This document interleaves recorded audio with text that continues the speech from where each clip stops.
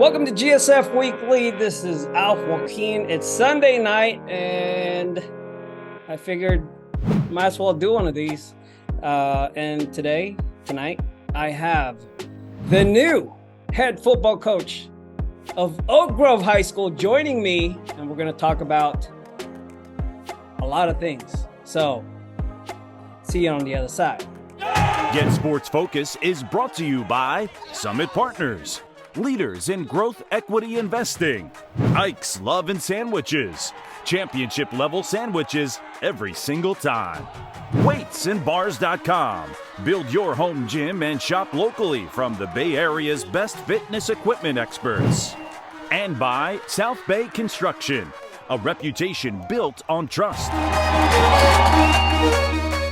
Microphone check. 1, 2, 1, 2. What's up, Alf? All day. And since I have you here, I gotta put on there we go. Now I look good. Gotta represent the grove. You know what? Yeah, I'll do it this way. I'm just going bald over here, Alf, and I got the tan line, so I gotta cover it up. I save $10 every 2 weeks not having hair.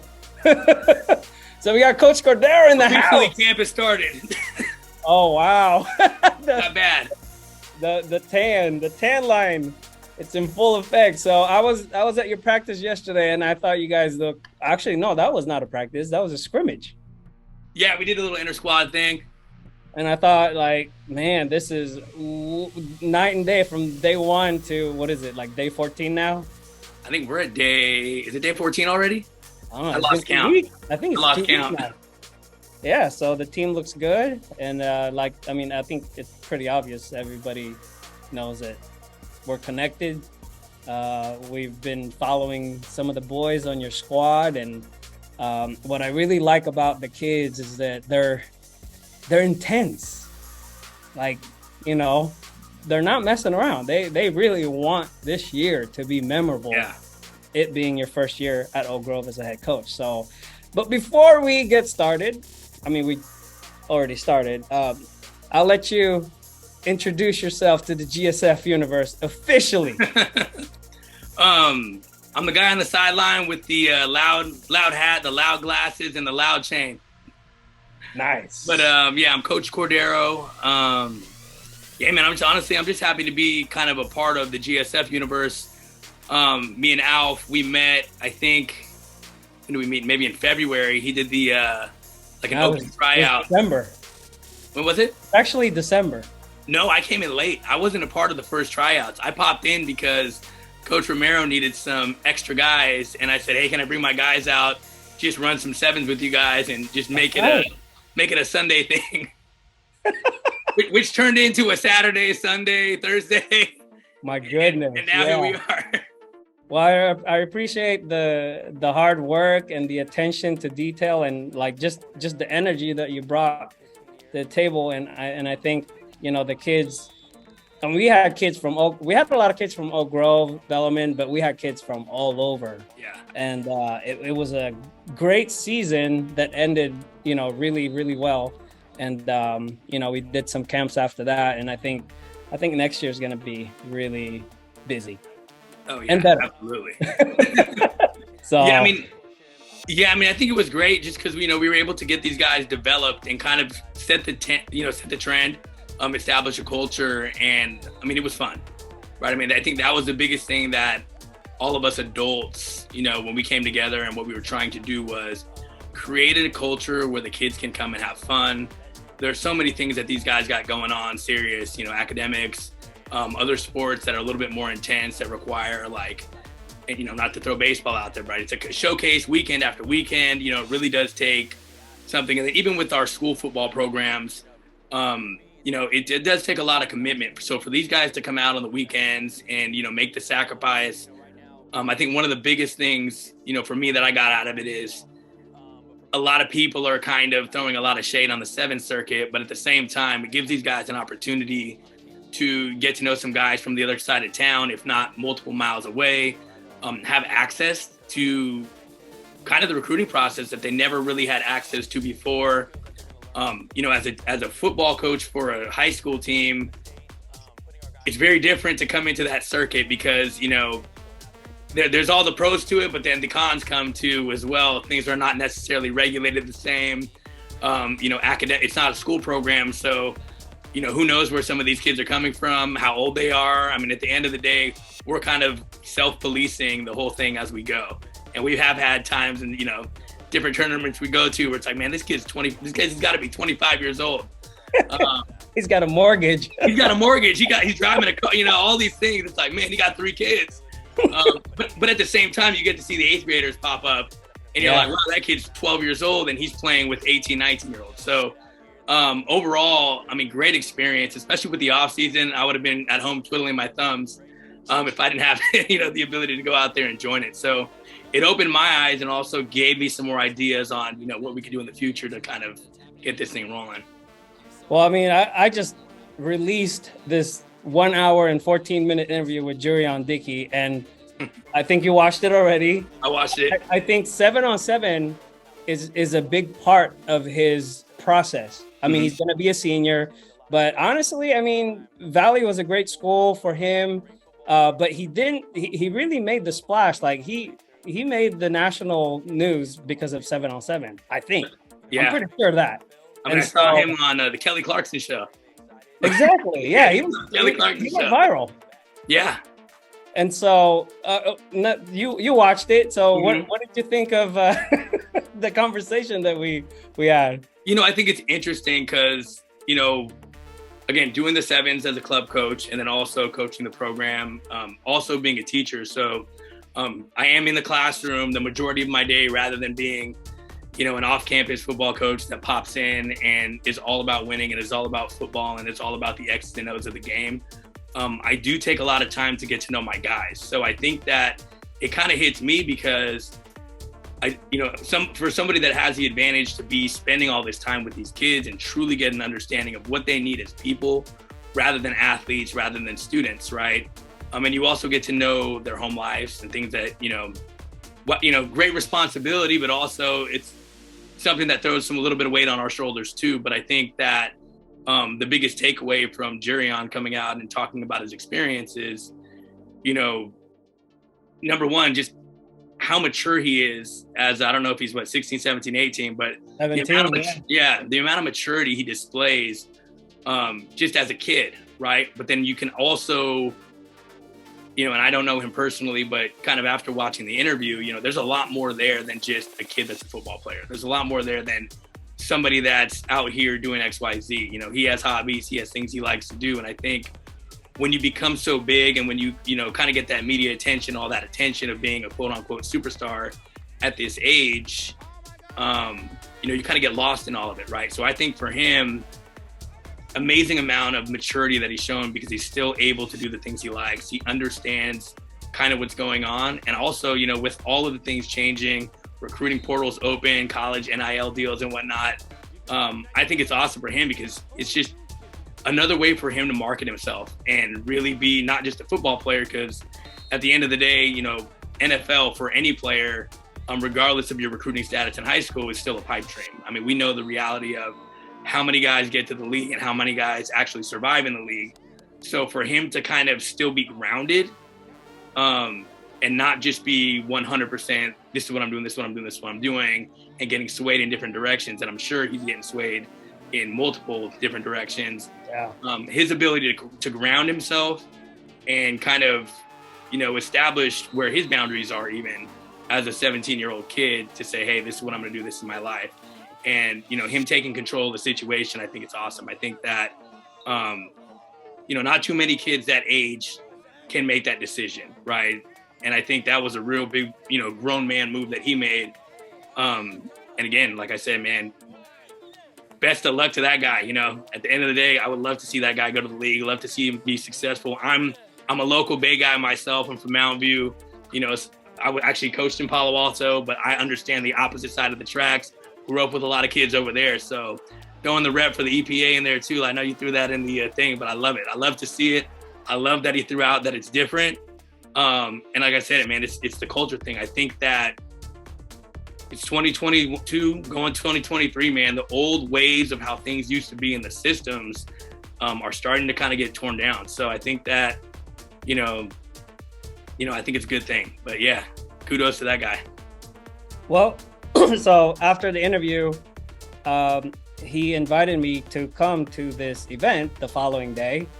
It was the Destroying one-on-one tournament, which I've seen on YouTube. I've seen little clips of it. My kids talk about it. I've seen some stuff on social media, but I've never really been into it because there's so many things that I have to actually create that I don't really get to watch a lot of stuff. So when I got there, it was at Leland High School the following day, noontime. They had barricades, they had tons of kids. And I'm like, what in the world is going on here? Yeah. And then I started seeing things, people that I know, older people, I'm like coach, and people that are working jobs and students. And then I saw some of our guys. I saw Zane, I saw Theo, I saw one of our coach, actually, Joey Wood. And then I saw Akino McGee from Oak Grove High School. And we're going to talk about Akino for a little bit, but I just wanted to congratulate Akino for really making that event worth it. Because when I was there, I was like, what am I doing here? This is so whack. Yeah. It was cool. It was fun. I don't want to say anything. I don't want to come across as negative about the event. It was just like so random, but I get it. I get it now. But as everybody know, like Akino won. Yeah. He really locked up everybody, strapped up everybody, as they say. Tell us about Akino. He's one of your players. I've talked about him before, but tell us about Akino and just, the baller that he is. Yeah, in so many words, right? I think that, number one, congratulations. That's huge. I think that 10K, 10 bands. and that's honestly, like, when I found out, so Alf actually FaceTimed me when Akino was in the championship round, and he's like, hey, Akino's still here. He's still here. And I'm sitting here like, man, isn't this supposed to be at school? But then I was like, I was actually going to leave.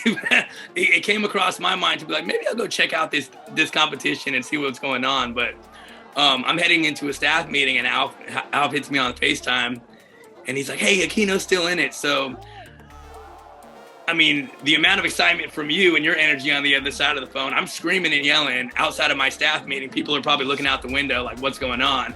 But he won that. I felt like I won that. Our entire team felt like they won that. I think, one of the biggest things about him as a kid is his ability to bring the room with him and really just kind of shine. And I think I've gotten to know him for a couple years now. Actually, I taught him as a freshman. That was COVID year, so he didn't really get a lot of reps, didn't really play football. Had him as a sophomore last year on JV, and he was the dude. As a JV football player, I think it was the first time I've ever actually seen somebody jump into a blitz, redirect himself, run down a ball carrier, take the ball, and go the other way for 40. And so, just his football IQ is through the roof. But him as an athlete is awesome, all that thing. But I think the biggest thing that shines about that kid is just his ability to kind of grind and grit.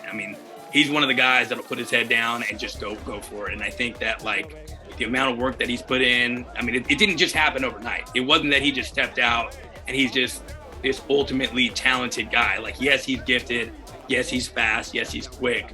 But the amount of time that he puts into his craft and the game of football is unmatched. And I think that if we can take anything from that, as our GSF, universe, as my Oak Grove guys, as the players, it's like, it really does pay off.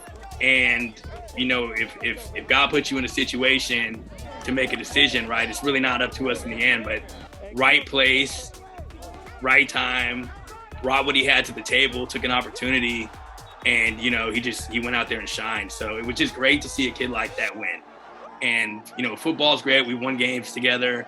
But that's, like I said, that's a life-changing moment that could potentially, be the thing that he needed to just say, boom, you know what, I'm going to take this thing seriously. I'm going to take myself even more seriously. And Akino's serious. My guy's a dog. He wants to win football games. But now he can take this and say, wow, this is a taste of what it feels like to earn money playing football, doing what I love to do. Exactly. And if that moves him to the college levels and getting his academics to a place to where he's like rocking and rolling. And I mean, shoot, he's the king of San Jose when it comes to the football field right now. At the end of the day, you got to step up to the champ. And right now he's a champ. So I can't take that from him. But really, I mean, it's a position where he was able to put a decent amount of money in his pocket and he's marketable, right?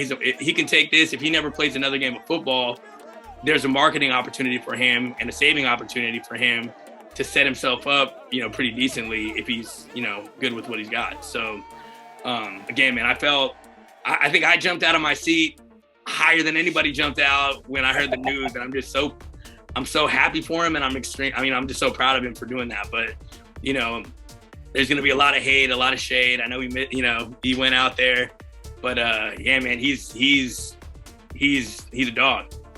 Well, you heard me. I was screaming like crazy in the video, trying to erase these kids. I mean, he was swarmed, and I was just like, yeah, It was crazy, but yeah, I'm super happy for him.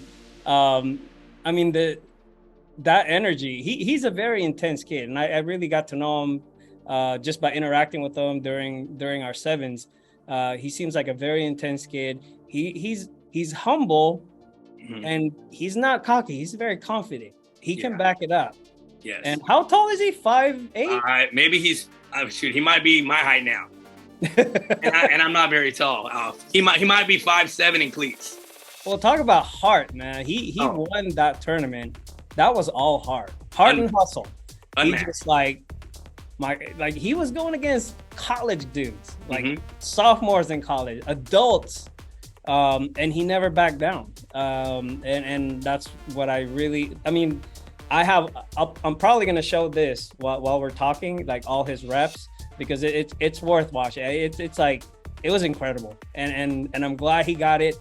And, I got some ideas too from that tournament. But yeah, I mean, it's yeah, man. And it just goes to show, man, some of our kids and where they come from and their experiences, and it just shows that there's just so much toughness, right? Yeah. And looking forward to our season, it's like, man, we have, I'm not going to spill too much information about what we got going over here, but we've got a lot cooking over here, and the amount of toughness that these kids have had in the last couple of years, especially with COVID. I mean, we are one of the few schools that never reopened that first year.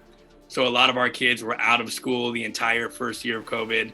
And then, coming back the following year, a lot of these kids didn't have the same resources or the same things that some of these other schools had. Unfortunately, we were not able to put together private practices in mansions or backyards, or, we didn't have private coaching, and we didn't have a lot of guys that were, they had access to this stuff. So even with that being said, last spring, having the opportunity to do the sevens and the GSF stuff, man, that it opened up the door for a lot of kids that would have had nothing else, or not that they wouldn't have anything else to do, but they would have all been separated and split up. So the way we were able to keep these guys together, and get them grooving, huge, right? It allowed us to be have some kind of equity with some of the other schools that have some different things. So that's one of the things that, with the sevens, I know a lot of people throw shade on it. It's not football. It's not this, it's not that. It does allow for some of these kids that don't have certain opportunities to come out and still play. Yeah. And it's not really, I mean, we look at sevens as really not sevens. It's a different, it's not football. It's a different sport. That's how I've always looked at it. And so, but I appreciate you being part of that, and some of the other coaches from Oak Grove. But speaking about, I mean, we talked about Jurrion, we talked about Akino, and just these are the modern athletes now. These are the new wave of high school athletes. It's more than football. You got to do a lot more extra, right? Oh yeah. You got to get good grades. I think one of the things that Jurrion talked about when I asked him, what's the one thing that you learned? And he said something about being around the right people. And I truly believe that you, after getting to know you these past few months, you're the right guy for that job. And Oak Grove's got a huge history when it comes to high school football. By the way, you see those trophies behind me? Oh yeah. I got 6 of those. And there's 2 more in the middle. Those are the Emmys. They're not national awards, but they are like regional awards.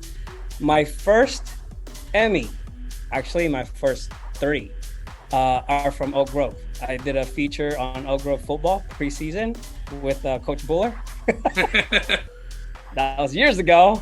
And that's how I became connected with Oak Grove, and just, and my son played for the Oak Grove Red Ducks he plays soccer now. He doesn't play football anymore. Yeah. So I've followed Oak Grove over the years, and I've always thought Oak Grove is one of those schools, like the public school to look out for, like when it comes to football.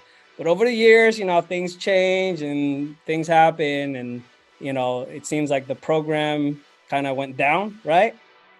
But talk about the history of Oak Grove. Now that you've been there for the last few months, you've been researching it. You've uncovered a lot of titles in the walls, and I think I counted 33 divisional, so Mount Hamilton titles out of 40.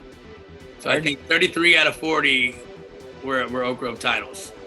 I couldn't tell you the CCS amounts because I think I don't want to do them any injustice, but they got a handful of CCS titles as well. But I think the biggest thing is, like, Oak Grove is one of the only public schools that's been able to, up until the last year, honestly, these guys went to the sectionals 2 years ago. In 2019, they came down to Pali. That's when I was still working at Pali, and upset Palo Alto after upsetting a number, I think 1 or 2 Salinas, and they did end up losing to Los Gatos, but it's only been 2 years out of the playoffs. And the following year was a COVID season, and I think they played 3 or 4 games. They won the 3 or 4 games. And then last year was the first year, I think, in probably those 40 years that they didn't make the playoffs. And the varsity had a 1-8 season last year. So in terms of the history of the program, it's just really funny how 1 year out, right, all of a sudden the program doesn't exist anymore. It feels like it's a forgotten program.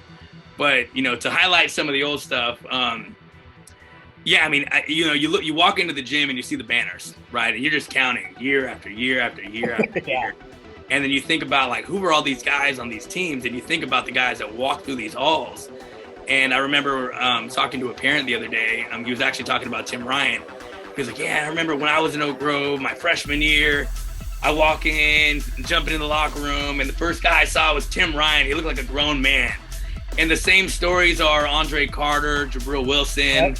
Cheeto Bay, like all of these guys that just went to the public school, right? And so the cool thing about this community is that I've been at other schools and kids talk about, I have a dream to play in the NFL and I have a dream to play after this. And, I look at my kids and they're not so detached from the guys that did that, right? They have a guy in the league right now with Cheeto, not too long before that. I think Oak Grove has produced the most NFL players in Northern California for a public school, like maybe not the most, but top 3 or 4 schools that have produced that many NFL guys. If not guys that end up going the JUCO route, transferring and playing D1. But there's a ton of, there's a lot of trophies and a lot of hardware. And, that all really, I can't even go how far back. I've only been kind of reaching back to the archives, to the Buller days. But, when they talk about Eddie Buller, he's a celebrity, right? Eddie Buller is the king of the legend. South Side. He's a legend. He's the king of the South Side. At this point, I'm surprised that they haven't erected a statue of the guy. But the field is named after Eddie. But he's still involved. Great guy. He really cares about Oak Grove. And I think that the good thing about me coming in this year is, as I'm stepping in, it's with open arms of the community. And a lot of these alumni are coming back. And I know that, it's been a little while since a lot of these guys have been back. We did a fundraiser a couple weeks ago. We did a golf tournament, got to see Tim Ryan and his brother, the Morning Wigs, all of these names, right? And it's really cool to see, like, past, near past, present, And, now me, hopefully the future's bright and I'm here for a really long time. So the history of the place is unreal. And again, there's a lot of teams that have won championships, a lot of teams that have, history within the schools. But, when I look back to when I grew up and playing, I grew up in Mountain View. I was a Mountain View Marauder. But, you look at your schedule as a 9-year-old and you're like, crap, we got to play 3 Oak Grove teams. Right? So it's like we get through these teams. It's like, boom, we got Oak Grove. And I mean, these guys were going to national championships, 9, 10, 11, 12, 13-year-old kids, year after year after year. They're going to Disney World. And those guys pumped into the program. And, unfortunately, we don't have that youth program anymore feeding in. So that's one of the pieces that, I feel like has to be mended or, reset or redriven to get ourselves to the position to where we're back competing with the WCal teams and the privates. But when you look at those games in the 90s and the early 2000s, it's, I remember going to the games being like, hey, boom, St. Francis, Oak Grove, Hollister, St. Francis, Hollister, St. Francis, Oak Grove. And it wasn't just, there's the privates. Like, I remember listening to the story. I think it was a 78 or 79 CCS. That was Marty Morningwig. I believe he was the quarterback. And I think they dusted him by 41. Long time ago, but at the same time, it's like it was yesterday for a lot of these guys. And I'm almost 40 years old, and I couldn't tell you about my high school experience aside from, some things. But for some of these guys that are in their 60s and 70s, and they've made it through the NFL, had careers as coaches, it always comes back to Oak Grove, and they love Oak Grove. Like, I can't tell you enough how awesome it was to be there, because it was like, these dudes really, really love Oak Grove, and they should, right? And I think that's the history of it, right? It's still living history. These guys are still around. So I think that this year, one of the big things that I'm trying to do is make that connection and bring a lot of these guys back on. It was actually cool. Tim Ryan came to our practice a couple of weeks ago, and he was on field. He was talking to our guys. His picture is blasted in our locker room. So is Marty Morningwig's. There's these big pictures of these guys in the locker rooms, and our kids are like, who are these guys? So it's nice to put a face to the picture as well. But yeah, I mean, it's a big time job. And I've always looked at this school as like, wow. I also never thought I would ever make it this far south in San Jose, being a guy in the peninsula. So it's interesting how that kind of came about, but I'm excited. I think that a lot of good things are in our future. So let's talk about the dirty 30. I thought that was I'll let you explain. Honestly, it came actually. So it's funny. So when I was in high school, I remember hearing a story. So I went to Mountain View High School, played for Dan Navarro, who was there for a long time. Yeah. And he would always talk about, I think it was a 1983, 84, 85 team, and they had won a CCS championship back then. And they'd always talk about the dirty 30, and it was, they only had 30 guys on their team, and they were just gritty. And that's always kind of stuck, the dirty 30, right? So I get to Oak Grove, and I'm looking at these pictures on the wall, and you would imagine 40, 50, 60 guys, right? Because you look at the San Benitos, you look at St. Francis, Sarah, they have the numbers game, but at the end of the day, you put 11 guys on the field, and 11 guys are out there doing what they do. So I show up to our inter squad, and we were missing a couple guys, and counting up our guys. I think we had like 32 guys, and I think I had just mentioned something about the dirty 30. I didn't talk about it. I didn't say anything about it. I was like, we're the dirty 30. And all of a sudden, these guys start, tagging it on Instagram, making it their hashtag, and they started flying with that. So I guess in the 2022, we're going to be the dirty 30, and it's going to be a hell of a dirty 30, because we got some guys. I mean, I think that's, we have depth, but we don't have numbers, if that makes sense. Well, just looking at the guys and the way they interact, and they seem close. They seem like a close-knit team, and I like the way they motivate each other. And yeah, every team will have, they'll get on each other and whatever, but this feels good, man. I've been around a lot of teams, and there's only like a handful of teams that I would say like, yeah, that team they had the right ingredient. And I think you got, I really feel good about what you guys got going on there. Yeah. But one of the guys I was going to ask you is Nate Garcia. Yes. The big fullback, running back. He looked really good. Like Yeah. I thought he performed really well yesterday, and I interviewed him afterwards. And I know he doesn't talk as much. No, our But, kids are football players out. They're like, Coach, why'd you throw me out there? I'm a football player. I had my helmet on. I didn't want to take my helmet off in the interview. But tell us a little bit about him, because I feel like he's going to be one of the guys that we're going to be, hearing a lot this season. Yeah, I mean, it's interesting with Nate because he possesses so many different types of characteristics for a back, right? He's not extremely fast, but he's fast enough to be a running back. He's not huge, but I mean, he's 5'10", 5'11", about 190, right? So in high school, it's a big running back. And he's pretty shifty, and he's hard to tackle. But I wouldn't say that he's just going to drop his shoulder down and boom you, right? So he's really elusive. He's hard to get a hold of. And I'll say it for all my backs, especially Nate, our running backs don't stop those feet. That was one of the things that we saw in the scrimmage that me and the coaches talked about. It's like, big smiles on our face because, most teams are blessed to have one, maybe two guys. And we have 3 or 4 guys that we could throw back there, and these guys don't stop their motor. And Nate, being the guy that came back from last year, having the experience, the size, and again, having his season cut short last year, big things for that kid this year. Really big things for that kid. His heart is huge. I mean, that's one of the things about that kid. His heart is ginormous. He cares. He's quiet, but he cares. And I think that one of the things that you said earlier is like, it's an interesting dynamic that you have with your kids because it's bigger than football, and it's not a football team, it's a family. And I think instilling that kind of value in our guys makes it so much bigger. Even going back to, Akino winning the whole thing, all 30 of our guys won that day, right? So it wasn't, if I was there, I would have done this, or if I was there. I mean, you have guys like that, but I mean, really, everybody genuinely was happy for their brother. And I think that's one of the things this year that you're going to see different is, we'll have some guys stand out, but I mean, we really do not have individuals on our team. And I think that's one of the things that when you have a lot of athletes and when you have a lot of really good individual players, I think Jurrion was talking about it in his interview. He went to Miami, you got 12 All-Stars, and they were getting beat by kids that didn't necessarily have the same amount of athletic ability, but when you're all on the same beat and you guys are all on the same team, everybody eats and everybody wins.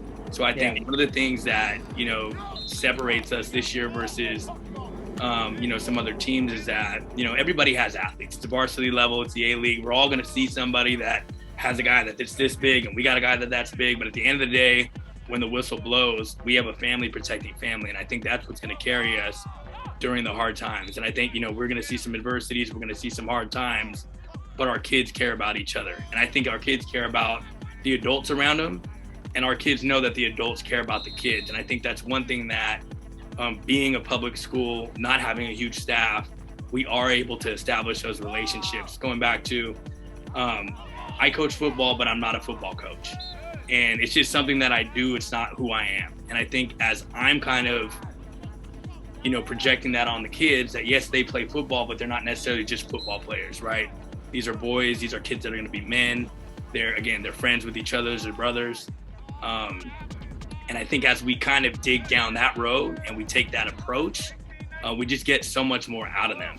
Another thing is, we have fun. We like to have fun. Alf, our kids like to have fun. And when you can find the balance of fun and hard work and kids, then, who knows how far this thing will take us. But I think the biggest thing is like, everybody has the guys. We have the guys. I can go down a laundry list of names of individual guys and why they're awesome. But at the end of the day, I think our guys care about each other. Yeah. And you have some leaders. Got a couple leaders. Yeah. And the talent that I saw was very interesting. And the potential is there. Like I could see it. And I could see this team improving throughout the season. And making a run for it, like in the end. Tayshawn Saunders. I don't even know if I said his name right. Saunders or Tayshawn Saunders? Tay. He was on our 7-on-7 team. Yes. And I don't know. He showed up like a few times. I know he's got a lot of things going on, But when I saw him in pads, and I saw him play with pads on, I was like, oh no, this dude's gonna hurt some people. Tell us a little bit about Tayshawn. So what's funny is like the 7-on-7 circuit, you know, while it is helpful, it's a great tool, you take away the ability for football players to be football players, right?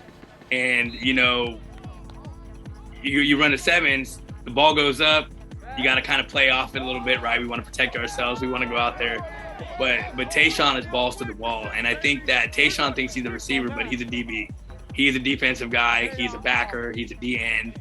He's all those things. And that guy can find the ball, and he's not afraid to go swarm the ball. And I think that's one of the things with Tay is, mind you, he's 6'4", right? He's a big body on the field. Like you said, you put him in pads, he looks like a big dog. He's a big dog in pads. But no, I mean, he's got a nose for the ball, and he's aggressive, and he actually has been playing this game for so long, and he understands the game at a different level to where you can kind of just let him play, and trying to put him in the best position to go ahead and just play and be a football player. And when he does that, you know, good things happen. Jaymir, my guy. My guy, because he's always like, he every time I see him, it's like, he's always excited. He wants me to get a shot of him. He wants me to take a picture of him. He just so excited. So his excited. Personality and just the way he plays. I mean, he had some TFLs yesterday that I was like, whoa. Even my son Troy was like, Dad, that number 37, he's really good. I was like, yep, that's Jaymir.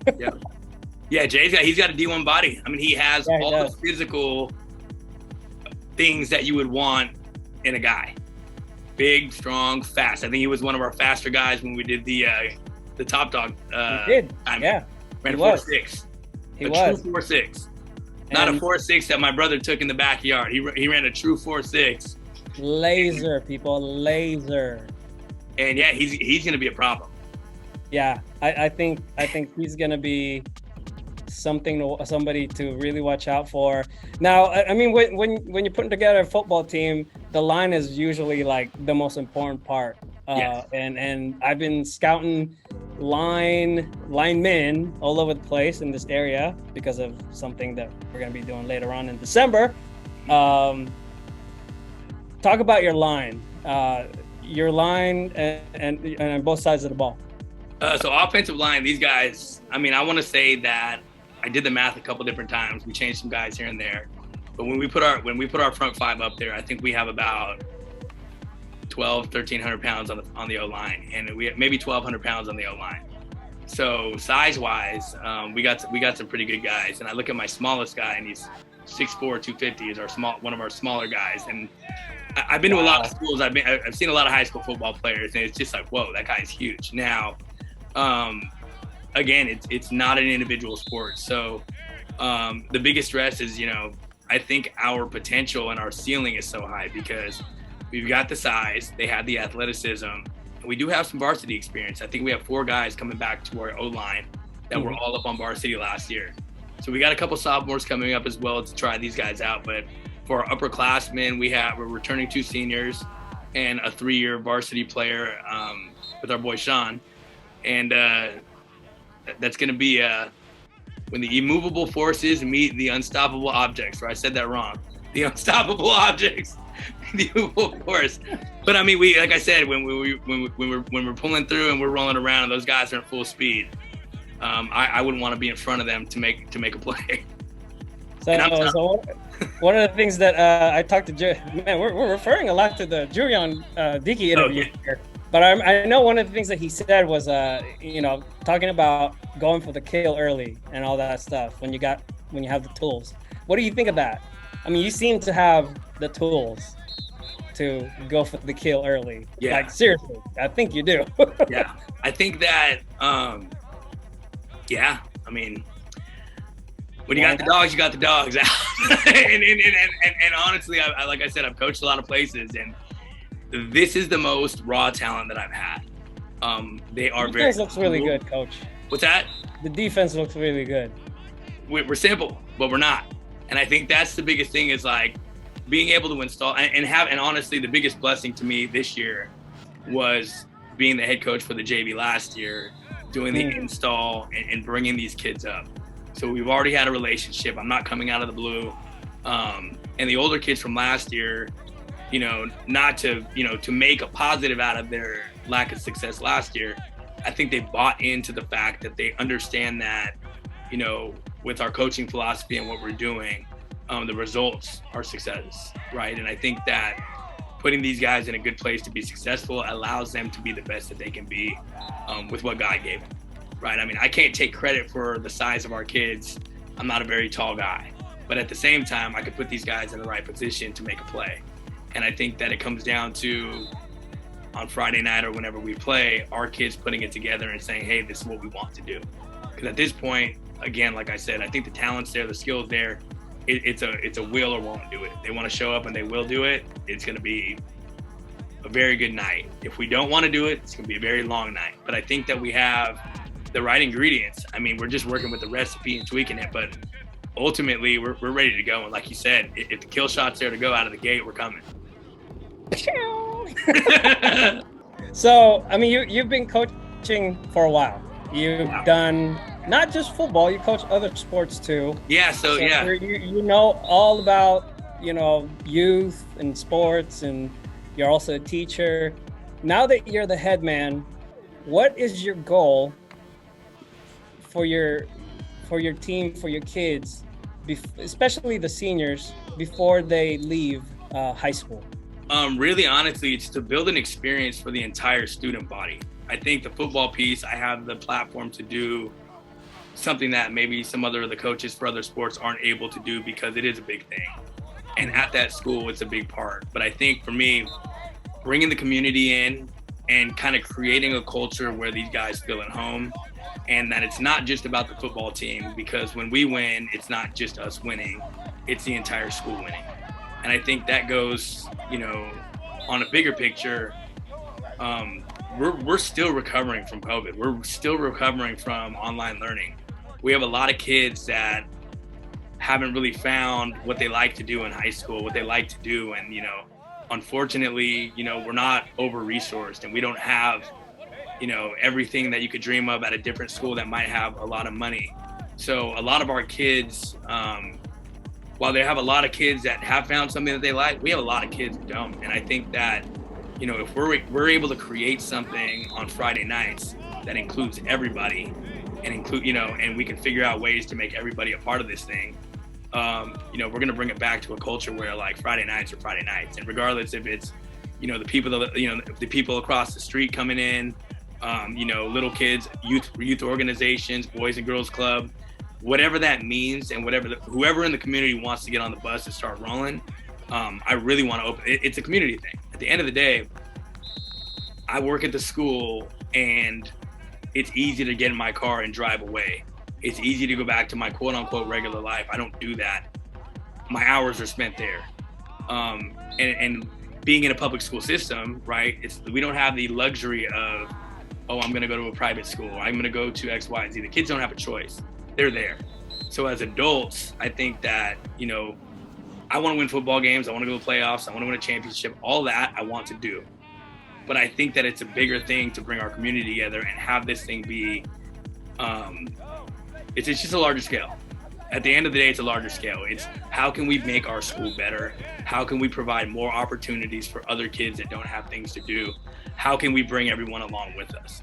And I think that's the glue that needs to be there, right, for this thing to actually work. I think that we need to bring in everybody. I think that one of the cool things that I think is that I was communicating with our band director, and he was extremely happy to say, I was like, hey, can we play these songs for the kids to come out to? Like, they want to listen to this. Like, let's do something different. Let's do something different. Let's do something that hasn't been done.